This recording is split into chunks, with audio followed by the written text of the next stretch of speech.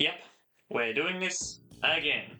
I've done 3 predictions on this channel now, and they've ranged from predicting the winner and runner-up absolutely perfectly to having to take a milk shower because Charlie Kerno earns free kicks like I earned kicks to the head in primary school. So let's do this again. This year promises to be better. I don't know how, but it promises to be. So stay tuned to see how you can get involved in not just my predictions challenge, but a couple of other competitions along the way. So without any further clue, let's get started. 18th, West Coast. Welcome to the AFL equivalent of that Ocean Gate submarine, an enterprise and player list that crumple like baking paper with a clueless hierarchy that may as well be controlling this rabble with an Xbox controller. What an awful, hopeless, desiccated corpse of a team, and that's before you get to their monumentally horrific injury list, which I covered at length at the end of last year. Harley Reid has been impressive considering the media think he won the 2024 Rising Star 2 months before he was even drafted, but even if he turns into Buckley plus Jez Cameron, he won't lift this lifeless, inexperienced, uninspired squad past 3 wins. Plus, they've lost the best player of the last 13 years by my vault numbers, even if it feels like he hasn't played a game in about a century. Welcome to the rebuild that should have started about 2 years ago, Eagles fans. 17th, North Melbourne. Yes, I picked you 17th, which traditionally, according to these predictions, means you get within a goal of a grand final, so congratulations, Kangas fans, all 3 of you. There's a lot to like about North if you throw Taron Thomas out of a window. They've got a great selection of young phenoms, blue-chipped established players in the twin Lukes, and Nick Larkey doing his best impression of a full forward from the 1980s, which is all incredibly fun. But the list is still too inexperienced. However, there's a lot of similarities in this lineup to 1973 North, who I'll cover in a video some way down the line. I see 5 wins for North this year, building on a platform to launch into the stratosphere in 2025. There's hope for you yet, Bruce fans. 16th, Essendon. Tapia, Mache and Spit holding this club together must be strong because Essendon have had more shit pile on them than an overflowing sewer outlet pipe in the last decade, with the crowning turd being a display against the Giants that was so offensive to their supporters, I'm surprised it didn't come up in the Geneva War Crimes Tribunal. And I don't think it gets that much better this year. Dersma is the type of player that can only help a team if he's given supply, and I don't think a 56-year-old Todd Goldstein is the guy that's going to spark that midfield. 15th, Richmond. This is a side that's hard to pick, at least for me. They spent the first half of 2023 struggling to get out of their own way, but Andrew McWalter turned the ship around with the Tigers stabilising, and getting Tom Lynch back eventually will help matters. Losing Cochin and Rewalt, though, is huge for on-field leadership, or, the lack of it, and Soldo is a big presence lost as well, this time in a more physical sense. Their youngsters like Ryan Trezzy, whatever his name is, and Ralph Smith look promising but are still very, very raw. This is very much a rebuilding year for the Tigers, which feels very good to say as a Crows fan, but I get the feeling their spell down there is going to be brief. 14th, Fremantle. God, this team just doesn't know what it wants to be. I mean, is it a defensive juggernaut that makes fun finals crusades unexpectedly, or is it a juddering mess that can barely even kick its own arse? Last year I gave them way too much faith. This year I'm redressing the balance. Go out there and surprise me, Freo, please, because really it can't get a whole lot worse than last year unless you've lost some key players from basically every line. Oh wait, you have. Oops. Luke Jackson must be stoked that he's upended his career to be part of this absolute atrocity of a football team, the most directionless team I think I've seen in the last few years. God, I want them to be good. Desperately I do. I love the idea of Freo being successful, and I want them to win that first premiership, and I think you do too. But I think the Purple Haze are in for a cloudy year. 13th, the Gold Coast Clown Show. This team does know what it wants to be. It's just that they want to be about as irrelevant as the human spleen. Yeah, it serves a purpose, a very similar purpose, in that it stores excess blood, much as the Gold Coast tends to just store excess players, but you can absolutely live without it, and so can the league. Matt Rowell and Noah Anderson will again have amazing years that make us wonder how good they'd be if they were in a real football team, but the Gold Coast will miss the finals for the 14th straight year in a league whose equalisation measures are among the best in the world. That takes talent, but the sort of talent equivalent to having a spleen that can hold the most blood. Is it a record you really want? And in the end, who really cares? 12th, Western Bulldogs. I've seen people hype this side up for finals, but honestly, I really can't see it. The Bond had the 18th best season by my vault numbers of any player since 2012, with him and Liberatore posting top 40 all time since 2012 midfield seasons last year, and English posting a top 40 rucking season. Despite that, they still lost to North and West Coast consecutively to miss the 8. Production from your engine room historically doesn't get better than that. Ugelhagen will improve up front, yeah, and James Harms is a handy addition when his mind is right, but unless those deficiencies at both ends of the ground are sorted out, the Dogs go limp, and Beveridge, well, he probably loses his job. 11th, Hawthorn. It seems like folks have forgotten that this outfit got 7 wins last year despite being accused of tanking for most of the first half of 2023. They beat West Coast by triple figures, something a fair few teams did, yes, but those teams were all top 8 quality. The Hawks have got some brilliant young players who are hitting the point of maturity in Day, Newcombe, Sarong, Hardwick and Bramble, and are adding Scholl, Ginnivan and Gunston into a forward line that's already pretty hard to cover, even if they've lost 2 forwards who were pretty fun to watch last year. I've taken a risk with the Hawks, but if they were a stock, I'd be buying up. Tremendous immediate upside if they start off the year well. I'm expecting a 10-win season myself. This is the year that the Hawks bounce back. Joy, oh joy. Actually, they're kind of fun to watch now. I do kind of like them. 10th, GWS Giants. This one kills me because, as loyal viewers will know, I'm a GWS convert, but I just can't see this squad performing to the same level as how they rounded out 2023.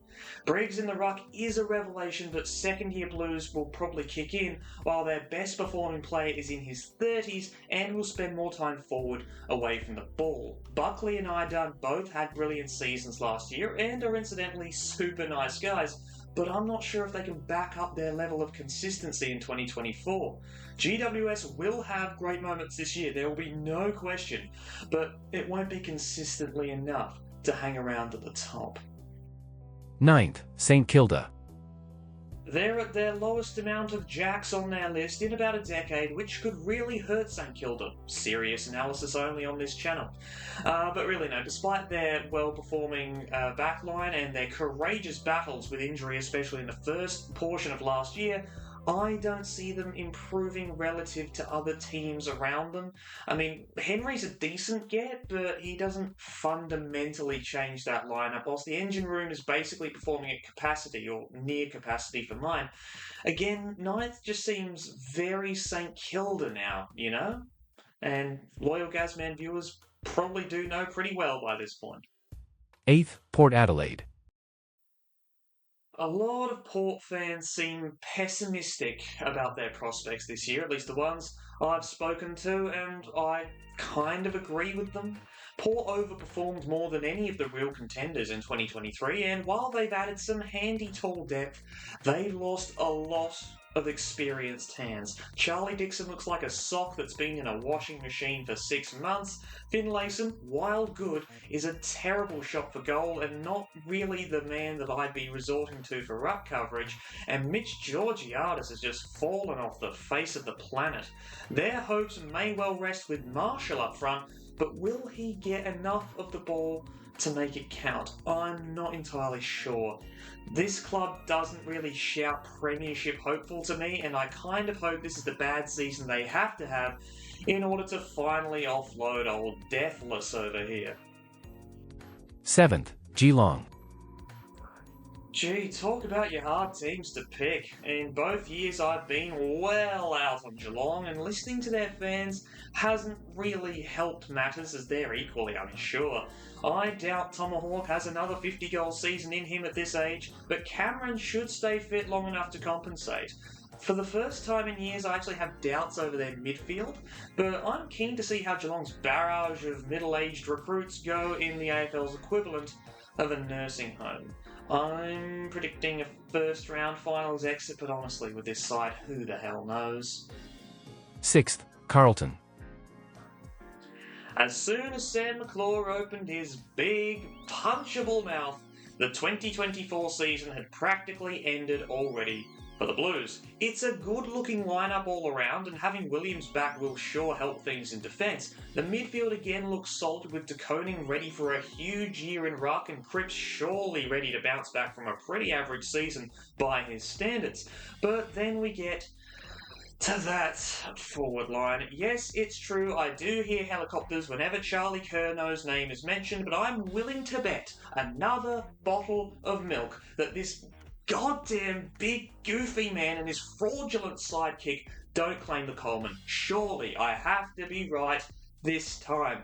This has to be the year that they don't have a free kick differential of $1 billion each, which then means Carlton slide back down the ladder and everyone shuts the hell up about a lineup who genuinely haven't impressed me that much. 5th, Sydney. Grundy, Hamling, Adams. Holy hell. Add on James Jordan, who's pretty handy in himself, and the Swans have added .702 wins above replacement into their lineup, comfortably the most of any team. Their major losses are also the lowest ranked in terms of war impact. Once Mills come back from his whatever the hell he did over the off-season, by God, this team will be absolutely incredible until they get decimated by injuries probably, but if they stay healthy, this could be the most exciting team to watch in the league. After all, they did score 200 points last year, even without adding a ruckman with 2 top 20 all-time rucking seasons. Watch out for the Red and White Thunder this year. 4th, Adelaide. You're gonna break my goddamn heart again, aren't you? This is a risk. My boys are looking pretty thin down back after losing Murray to an ACL and Dode to an ACL and Brisbane. But Keane and Worrell really impressed me last year, with young Daniel Curtin hoping to pull a Daniel Talia, that is, win a rising star from centre-half back over a more fancied prospect and not getting cut well before his time after one injury. Goddamn, I'm still mad about that. No, I am calm. But my attention is here, the forward line, the ageless Taylor Walker, the beautiful goal kicking of the Fog, and the big beanpole in Themethorpe, I can't say his name right still, as well as the mosquito fleet of Keys, Rochelle and Rankin, who are just so exciting. Add Pedlar, Saligo, Dawson and Murphy rotating through that forward line, and there's a unit ready to repeat as top scorers in the league. If they can start to kick straight in close games, well, that's literally all they need. Later this year I'll do a video on how 5 kicks cost Adelaide a home qualifying final when in reality they finished 10th. They're already at that level. All they need to do is realise it. The real question is, can they? 3rd, Collingwood. They'll get found out. They deserved. Well, slap me in the face with a frying pan and call me an omelette, because Collingwood left me with plenty of egg on my face after that one.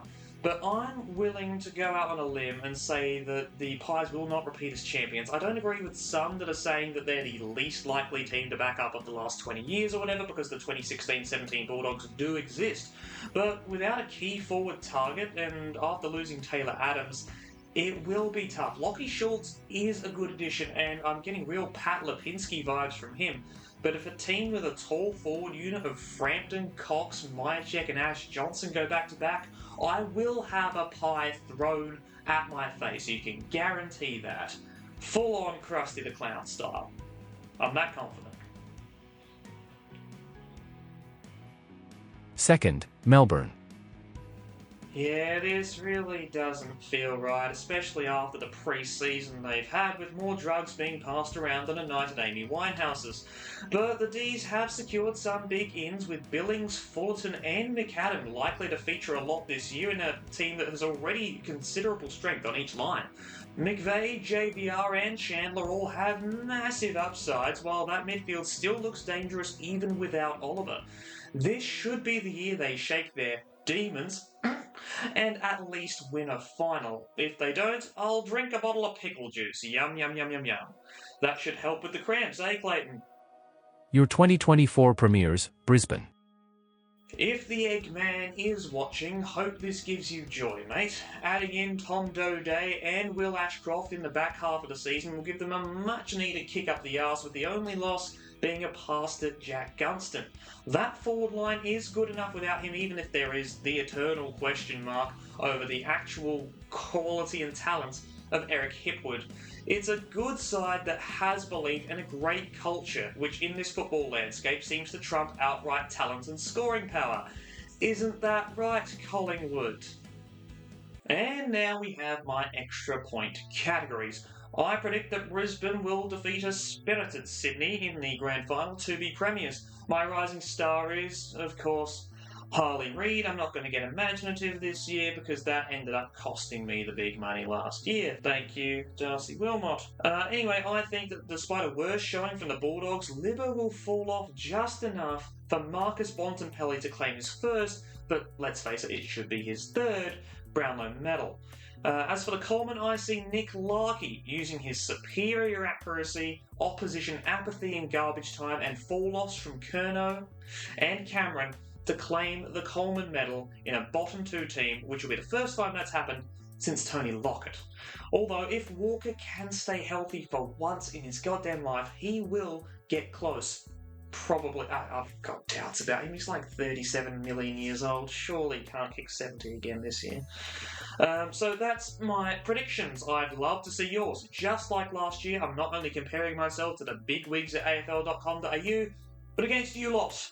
Leave your predictions in the comments below to enter, and the winner, if you beat my total, will walk home with $50, or train home, or drive, or however you travel. I mean, $50 can buy enough fuel these days to get you all the way to work and back home again. But that's not the only way that you can win money as part of the GAZ-man community this year. I'm also running a tipping competition on ESPN. The link to join will be in the pinned comment down below and also on my Twitter. Simple rules, all rounds, including finals, margin tips for the first game, zeros if you forget to tip, and 2 joker rounds for when you're feeling confident, which will no doubt ruin your season when you get 3 because of all the upsets. Again, a fresh pineapple for the winner.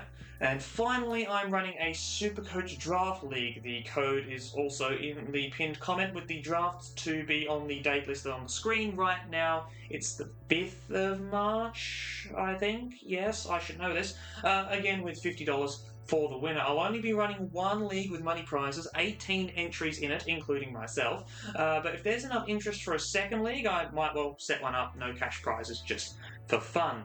Apart from that, that is pretty much it. Again, looking forward to seeing your thoughts on how the season's going to go. This is the bit where I haven't scripted it, so by God, I'm going to fumble my way through it. But yeah, again, pleasure creating content for you. Thanks again for the support on the VFL history video so far. That's actually genuinely been amazing, and those videos are really fun for me to produce as well. So glad to see that you're enjoying them too. So I will see you. What the hell is going to be next? I've switched up all the scheduling things, not Fitzpatrick thing. One of the VFL videos, probably. Again, I'm rambling. You've already stopped watching. I'll see you in the next one. Goodbye.